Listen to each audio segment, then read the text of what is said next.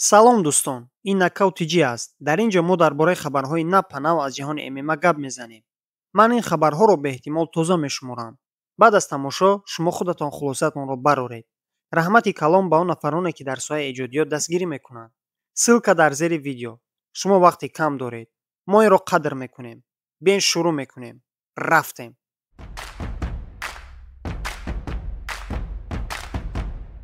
Арманд Сарукян бо Шарабуддин Магомедов дар Ереван 3 январ дар турнири грэпплинг дар вазни 84 килограмм во мехӯранд. Шумо дар ин гӯштин киро мухлисӣ мекунед? Дар зери видео нависед.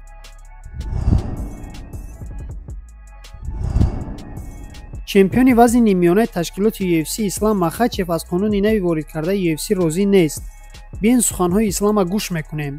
Албатта бояд Арман барои камарбанд набард мекард, на ин ки Ҷастин Гейҷи бо Пэдди Пимблет. Бигзор ба гуфтаҳои ман UFC норозӣ бошанд, аммо айни ҳол набардҳои нолозим аз ҷониби ташкилот пешкаш мегарданд. Аз набарди Гейҷи ва Пимблет аллакай маълум мегардад ки ғолиби ин ҷуфт бо Тапурия ҷанг мекунад. ин маънои онро дорад ки Арман боз як соли дигар интизор мешавад. ин ҳолати вазнин барои Арман аст. дар корномаи ман низ ҳамин тавр буд. ман 10 ғалаба кардам то ба камарбанд наздик шавам.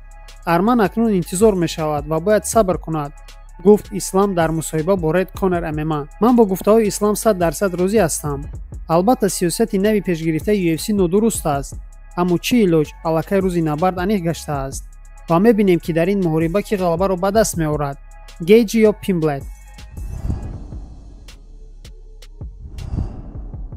тоҷики доғистонӣ ё ин ки ба қавли дигар Искандар Мамадалиев сабаби бохтро дар турнири AC 197 гуфт: мехостам дар раунди якум набардро ба анҷом расонам. аз ҳамин сабаб сахт кӯшиш кардам, аммо дар раунди дуюм набард дигар хел шуд. аммо ман бармегардам ва ғалабаи худро мегирам.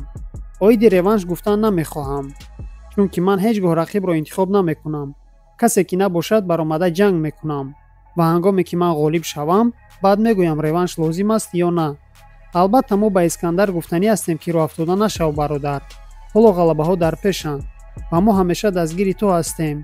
хуб, акнун мегузарем ба хабари асосии видео.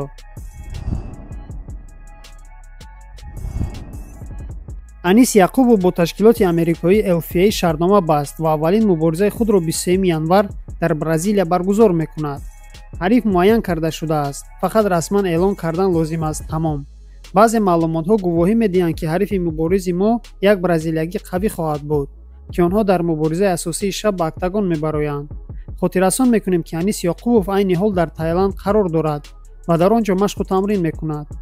Анис ана ҳамин видеоро гузошта дар зери видео чунин нависон: ман омодаам ба Бразилия парвоз кунам ва он чизе ки ба ман тааллуқ дорад бигирам. бесаброна интизорам. дӯстон, ҳамин ки номи рақиб аз тарафи ташкилот эълон карда шавад, мо ба шумо ҳатман пешкаш мегардонем. дар ҳамин ҷо бошад мо видеои имрӯзаро ба охир мерасонем. пайгири шабакаи Нокаути Ҷи бошед, зеро мо ҳамарӯза хабарҳои навро аз ҷаҳони ММА пешкаш шумо мегардонем. боқии тансияту хонаобод бошед. то видеои навбатӣ, хайр.